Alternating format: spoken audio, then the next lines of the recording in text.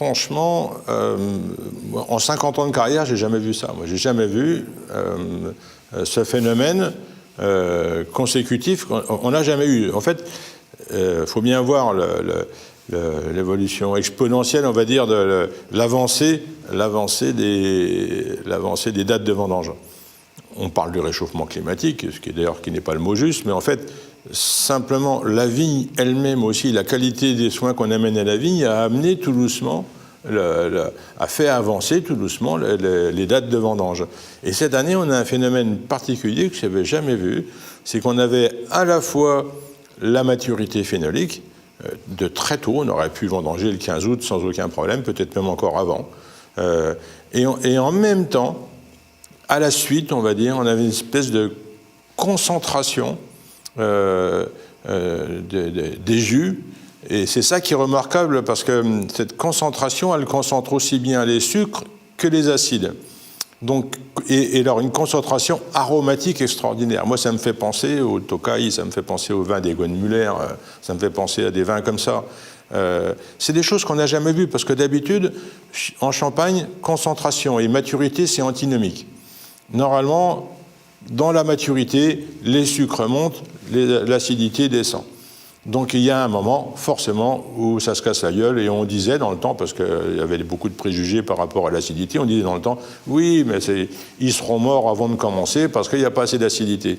Là, ce qui est intéressant, c'est que cette avance de vendange, d'ailleurs, qui pose plein de questions, par exemple, fractionner la vendange. On va être obligé maintenant en Champagne d'avoir des vendanges fractionnées. Ça, c'est une réalité. Il va falloir s'y habituer parce que sinon, on ne rentrera pas les bons raisins. Ça, c'est sûr.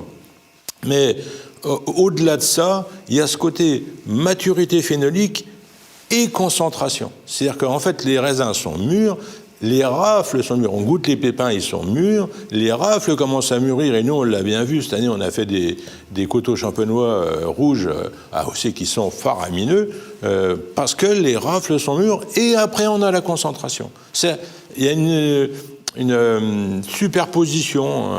Alors, c'est pas comme ça, c'est pas l'un après l'autre. C'est une superposition, mais l'un ne contrarie pas l'autre. Et ça, je n'ai jamais vu ça. En 50 ans de carrière, je n'ai jamais vu ça. C'est une première. Et alors après, on va, bien sûr, quand c'est bon, donc tout le monde va dire c'est bon, forcément. Je pense que dans la trilogie qu'on vient de suivre, dont tout le monde parle, 18, 19, 20, c'est quand même quelque chose d'extraordinaire. 18, c'était extrêmement généreux, des millésimes, comme on a vu souvent en Champagne, très généreux, avec des raisins mûrs et des mûrs de raisins. Ça arrive de temps en temps, c'est comme ça.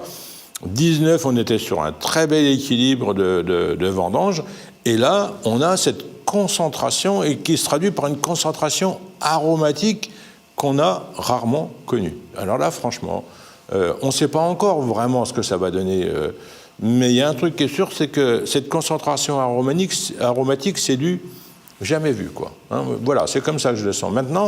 Maintenant, la différence, c'est qu'est-ce qu'on va faire de ça? Parce que faire bon quand c'est bon, ça, tout le monde sait le faire.